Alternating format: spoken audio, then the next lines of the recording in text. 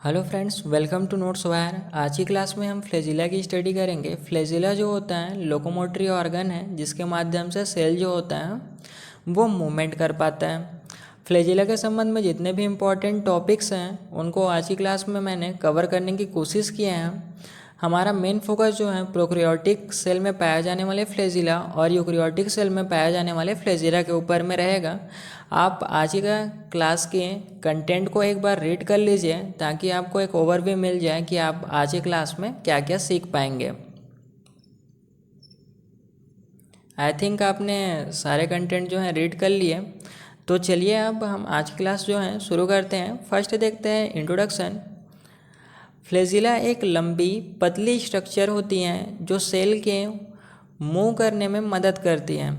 देखिए ये युगलिना का स्ट्रक्चर है। यहाँ पे आपको एक पतली लंबी स्ट्रक्चर दिखाई दे रही होगी, इसे हम फ्लैजिला कहते हैं। इसके माध्यम से सेल यानी कि जो युगलिना है वो क्या करता है, मूवमेंट करता है। यह मेनली प्रोकैरियोट्स जैसे बैक्टीरिया और यूकैरियोट्स जैसे युगलिना स्पर्म सेल में पाई जाती हैं। प्रोकैरियोट्स कहने का मतलब क्या है कि इनमें जो ट्रू न्यूक्लियस है उनका क्या होता है, अभाव होता है, प्रेजेंट नहीं होते हैं। जबकि जो यूकैरियोट्स होते हैं उनमें ट्रू न्यूक्लियस जो है वो प्रेजेंट होता है। जो फ्लैजिला होता है ये प्रोकैरियोटिक सेल में भी पाया जाता है और यूकैरियोटिक सेल दोनों में पाया जाता है।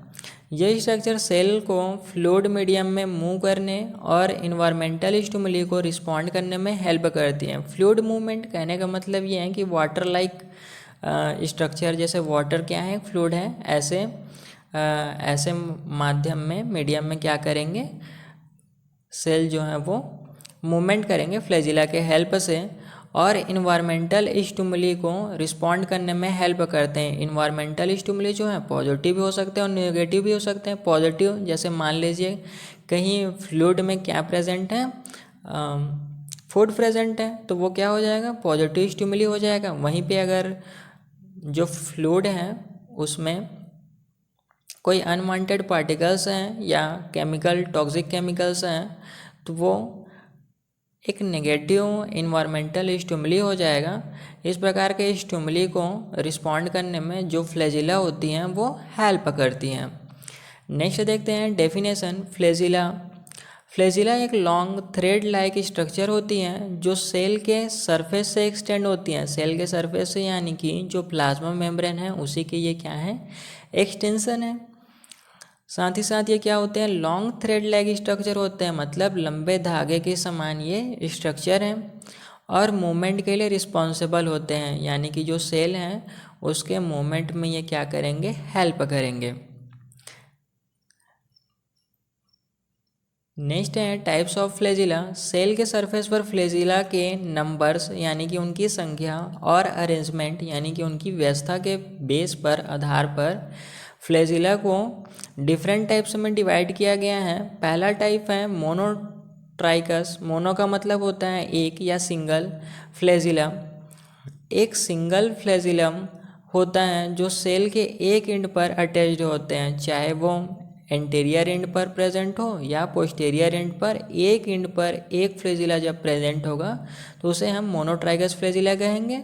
जिसका एग्जांपल है विब्रियो कोलेरा, जिससे क्या होता है, ये बैक्टीरिया का एग्जांपल है जिसमें क्या होता है, कोलेरा नामक बीमारी को कॉज करता है। साथ ही साथ स्पर्म सेल भी इसका एग्जांपल है।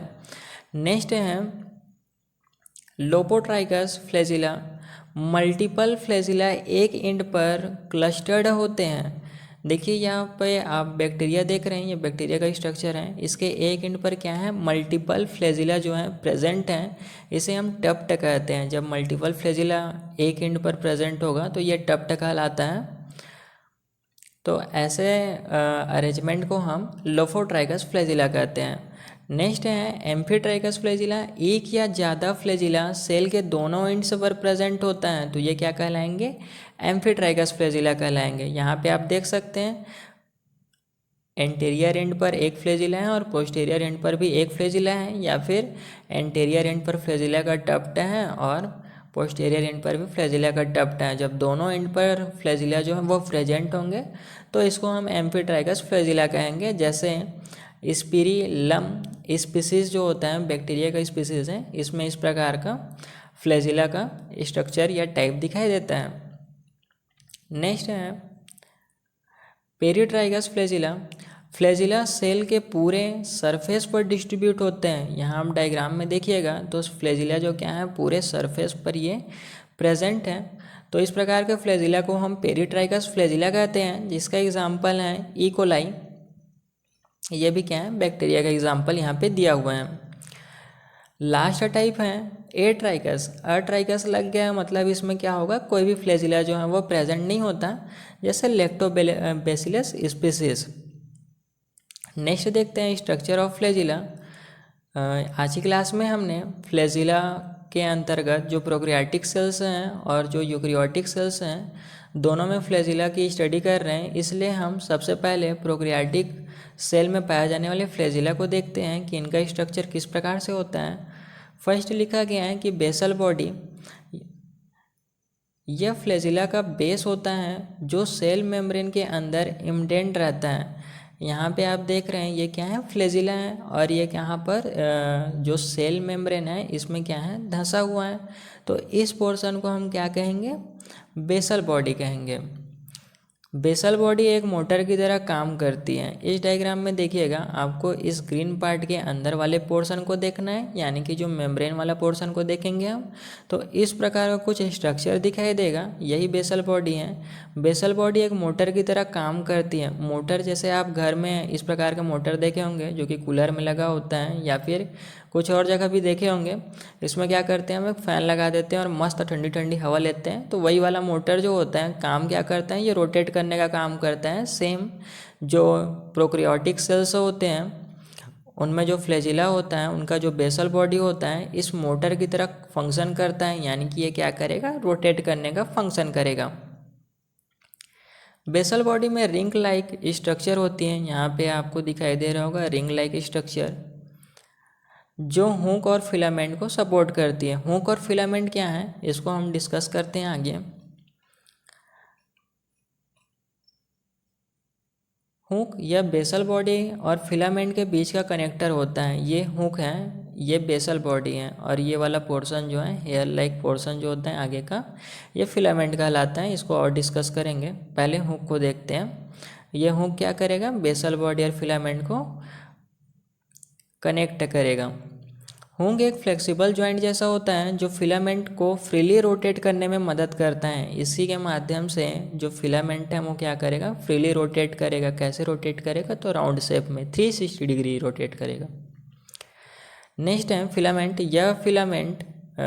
यह फ्लैजिला का लंबा और हेयर लाइक पार्ट होता है जो सेल के बाहर एक्सटेंड करता है।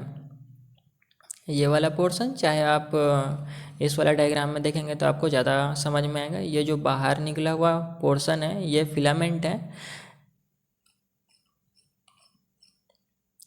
जो सेल के बाहर एक्सटेंड करता है। फिलामेंट मेजरली एक प्रोटीन फ्लैजिन लिन से बना होता है। यह हेलिकल स्ट्रक्चर में अरेंज्ड होता है जो मूवमेंट में हेल्प करता है।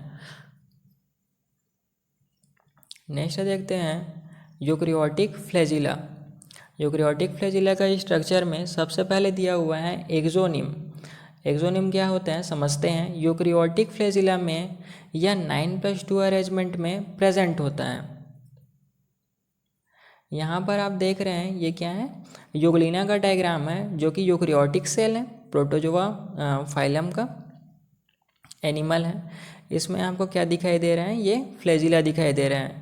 जब इसको हम थोड़ा सा जूम करके देखेंगे तो कुछ इस प्रकार से ये दिखाई देगा।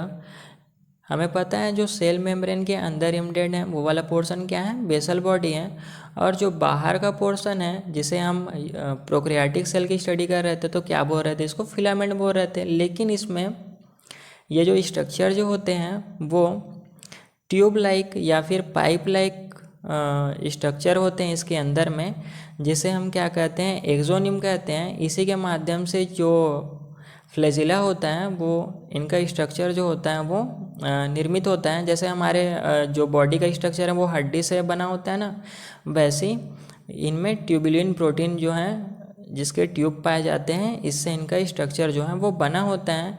इनका अरेंजमेंट जो होता है 9+2 अरेंजमेंट होता है। जब इसको हम अपर साइड से व्यू देखेंगे तो कुछ इस प्रकार से दिखाई देगा, और जो ये ट्यूब्स हैं वो 9+2 के अरेंजमेंट में प्रेजेंट होता है। 9 ट्यूबलेट माइक्रोट्यूब्यूल्स आउटर रिंग में और 2 सिंगल माइक्रोट्यूब्यूल्स सेंटर में होते हैं। चलिए थोड़ा सा इसको और जूम कर लेते हैं, फिर इन 9+2 अरेंजमेंट को और अच्छे से समझते हैं। यहाँ पे देखिएगा आपको कुछ डबलेट्स दिखाई दे रहे हैं, यानी कि 2 ट्यूब्यूल्स आपस में क्या है, कनेक्टेड हैं, तो इसको हम ट्यूबलेट कहते हैं। जब सिंगल रहेंगे तो इसको सिंगलेट कहते हैं। तो जो आउटर सरफेस है वहाँ पे आप काउंट कीजिएगा तो आपको 9 ट्यूबलेट्स दिखाई देंगे। देखिए यहाँ से काउंट कर रहे हैं 1 2 3 4 5 6 7 8 और ये 9। तो 9 ट्यूबलेट्स आउटर साइड में, और जो 2 सिंगलेट्स हैं ये आपस में क्या है, कनेक्टेड नहीं है, जबकि ये क्या है, आपस में कनेक्टेड हैं, जुड़े हुए हैं, और ये कनेक्टेड नहीं है। तो इस प्रकार को हम सिंगलेट कहते हैं। तो 2 सिंगलेट जो हैं सेंट्रल में प्रेजेंट हैं, इसीलिए इसे 9+2 अरेंजमेंट कहा जाता है। और ये क्या है, एक्सोनिम्स हैं, जिससे जो फ्लैजिला होता है उसको स्ट्रक्चरल सपोर्ट मिलता है। जैसे हमारे शरीर में हड्डी होती है, इनके शरीर में ये प्रोटीन्स के बने ट्यूब्यूल्स प्रेजेंट होते हैं। नेक्स्ट है डायनिम आर्म्स, मोटर प्रोटीन जो माइक्रोट्यूब्यूल्स के स्लाइडिंग और बेंडिंग में मदद करते हैं। देखिए डायनिम आर्म्स ऐसे मोटर प्रोटीन्स होते हैं, इसी के माध्यम से जो फ्लैजिला होता है उनमें क्या होगा, बेंडिंग होगी। ये हमको ब्लू कलर के छोटे छोटे आर्म्स दिखाई दे रहे हैं, ये डायनिम आर्म्स हैं, डेनियन आर्म्स हैं। इसके माध्यम से क्या होंगे, जो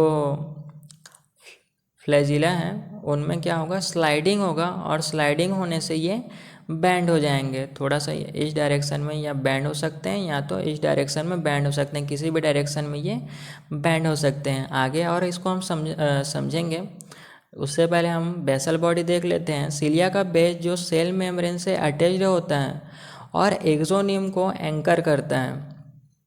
ये हमने देखा क्या है, जो सेल मेम्ब्रेन का जो धंसा हुआ इम्डेंट पार्ट है उसे हम बेसल बॉडी कहते हैं। ये बेसल बॉडी क्या करता है, ये जो एक्सोनियम का पार्ट है इसको एंकर करता है, यानी कि पकड़ कर रखता है।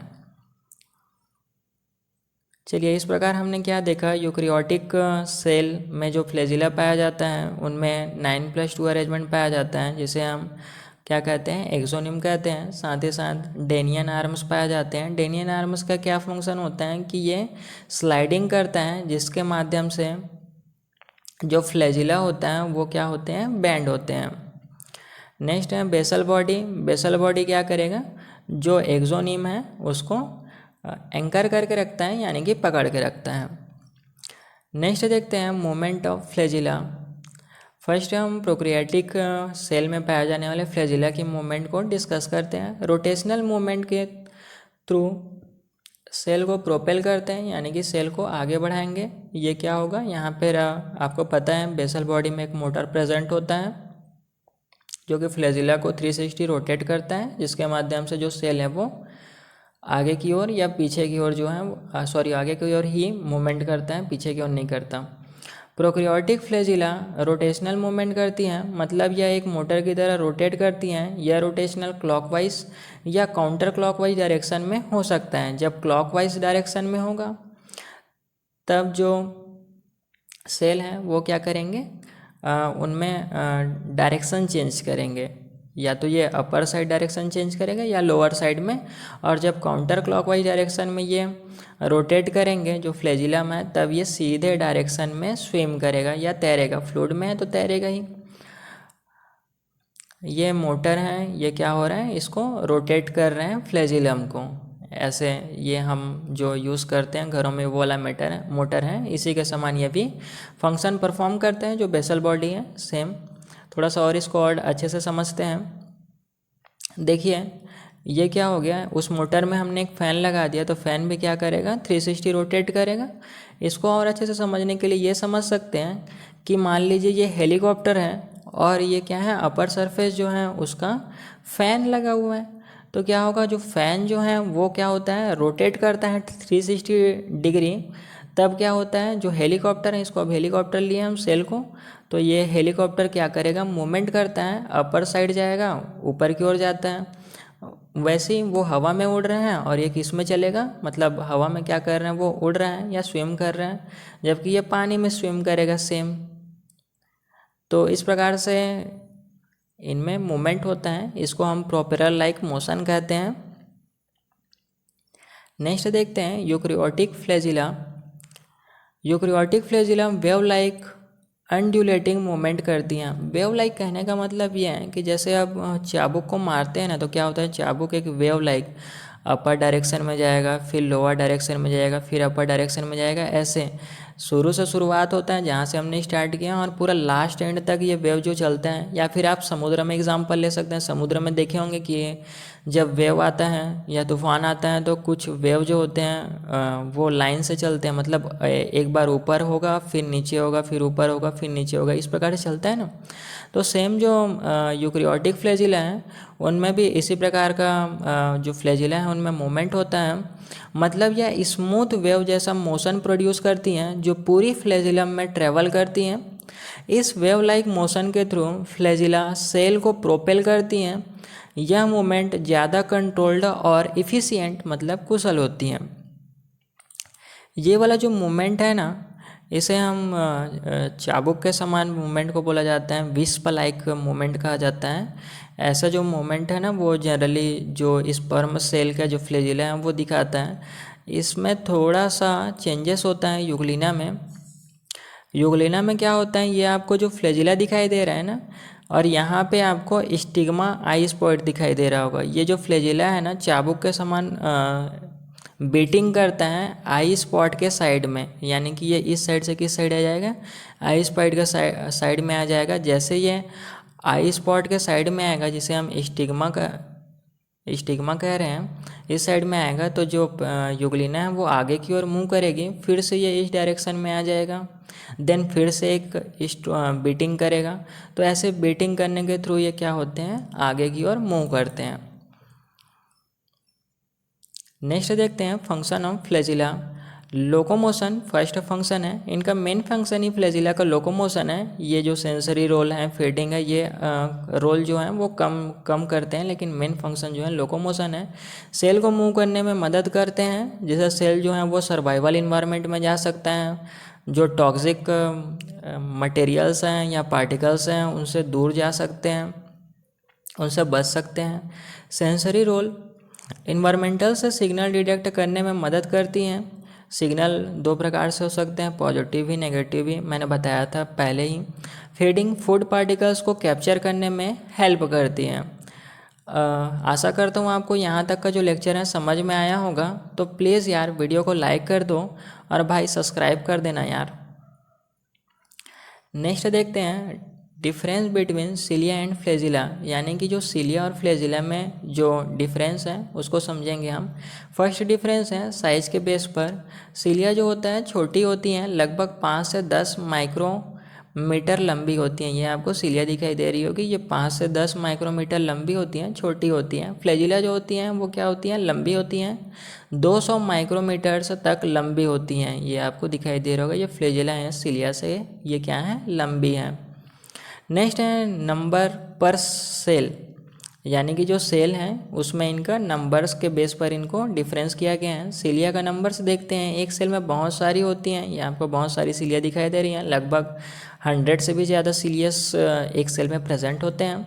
फ्लैजिला कम होती हैं, अक्सर एक या दो ही होती हैं सेल में, ये आपको दिखाई दे रहा होगा, सिंगल दिखाई दे रहे हैं। लेकिन अगर हम यूग्लिना की बात करें तो इसमें दो फ्लैजिलम प्रेजेंट होता है। एक फ्लैजिलम जो होता है इसके अंदर में ही रहता है, वो इनएक्टिव रहता है, और ये जो लंबो वाली दिखाई दे रही है बाहर, ये एक्टिव होता है। मूवमेंट पैटर्न के बेसिस पर डिफरेंस देखिए, cilia back and front beating करता है। ये जो बैक एंड फ्रंट बीटिंग है, रिदमिक मोशन कहते हैं इसको। मैंने सिलिया वाले क्लास में आपको अच्छे से समझाया है। अगर आपने उस क्लास की वीडियो नहीं देखी है तो आपको लिंक मैं डिस्क्रिप्शन में दे दूंगा, आप एक बार ज़रूर देख लीजिएगा। Flagella whip like undulating pattern move करते हैं, इसको अभी हमने डिस्कस किया है। तो दोनों में क्या है डिफरेंस है, ये एक स्पेसिफिक पैटर्न से क्या कर रहे हैं, दोनों मूवमेंट कर रहे हैं। Role in sensory function, cilia sensory function में भी इन्वॉल्व होती हैं, जैसे इन्वायरमेंटल से सिग्नल डिटेक्ट करना और उसके अनुसार क्या करना, रिस्पॉन्ड करना। फ्लैजिला जो होता है मेनली लोकोमोशन के लिए फोकस्ड होता है और सेंसरी फंक्शन जो है परफॉर्म करता है, लेकिन बहुत ही कम परफॉर्म करता है। डिस्ट्रीब्यूशन की बात करते हैं, सीलिया जो होता है यूकैरियोटिक सेल, जैसे रेस्पिरेटरी ट्रैक, मैंने कल बताया था कि रेस्पिरेटरी ट्रैक में भी एक सीलिया प्रेजेंट होता है ह्यूमन में, जो कि क्या करते हैं रेस्पिरेटरी ट्रैक में म्यूकस को क्लीन करने का काम करता है। और कुछ प्रोटोजोआ में भी ये मिलते हैं, जैसे यूग्लिना में हमने एग्जाम्पल अभी देखा। फ्लैजिला सॉरी यूग्लिना इसका एग्जाम्पल नहीं होगा, इसका एग्जाम्पल होगा paramecium. Flagella prokaryotic bacteria, prokaryotic cell की बात करते हैं हम, तो ये बैक्टीरिया में हमने अभी देखा। और यूकैरियोटिक सेल जैसे स्पर्म सेल और एल्गी में ये क्या होते हैं, दिखाई देते हैं। मतलब फ्लैजिला जो है प्रोकैरियोटिक और यूकैरियोटिक दोनों सेल में दिखाई देंगे, जबकि सीलिया जो होता है केवल यूकैरियोटिक सेल में दिखाई देता है। नेक्स्ट है कंक्लूजन। अभी तक हमने देखा जो फ्लैजिला है वो क्या है, एक इम्पॉर्टेंट सेलुलर स्ट्रक्चर है जो सेल के मूवमेंट के लिए ज़रूरी है। प्रोकैरियोटिक सेल्स जैसे कि बैक्टीरिया में फ्लैजिला रोटेशनल मूवमेंट के थ्रू सेल को मूव करते हैं, यह हमने देखा, क्योंकि उसमें क्या पाया जाता है, जो उसका बेस होता है उसमें क्या पाया जाता है, एक मोटर प्रोटीन पाया जाता है, जिसके माध्यम से वो क्या करते हैं, रोटेट करते हैं, जिसमें बैक्टीरिया अपनी डायरेक्शन जो है बदल सकता है। अगर वो क्लॉकवाइज रोटेशनल करेगा उसका फ्लैजिला जो है तो उसका डायरेक्शन चेंज होगा। अगर वे काउंटर क्लॉकवाइज डायरेक्शन में अगर वो मोशन करेंगे या रोटेट करेंगे तब वो सीधे आगे की ओर बढ़ेंगे। दूसरी तरफ eukaryotic cells like sperm cell euglena में flagella wave like undulating movement से काम करते हैं, यह भी हमने देखा, जिसमें क्या था, जो चाबुक के समान वो मूवमेंट कर रहे थे। जो माइक्रोट्यूब्यूल्स के 9+2 पैटर्न से ड्राइवन होते हैं, यानी कि जो उनमें मूवमेंट होगा वो 9+2 पैटर्न, जिसे हम एक्सोनिम्स कहते हैं, उससे ये बने होते हैं। उसके कारण होते हैं, उनमें क्या होता है, स्लाइडिंग मूवमेंट होता है, जो डेनियन आर्म्स होते हैं, जिनसे ये क्या करते हैं, मूवमेंट कर पाते हैं या बेंडिंग हो पाता है फ्लैजिला में। फ्लैजिला सेलुलर लोकोमोशन, इन्वायरमेंटल सेंसनिंग और सर्वाइवल के लिए बहुत ज़रूरी होता है। लास्ट है reference invertebrate zoology by doctor PS Verma, protozoa to echinodermata, professor RL Kotpal. आशा करता हूँ कि आपको आज की क्लास जो है वो अच्छे से समझ में आई होगी। मिलते हैं नेक्स्ट लेक्चर के साथ। Thank you for watching.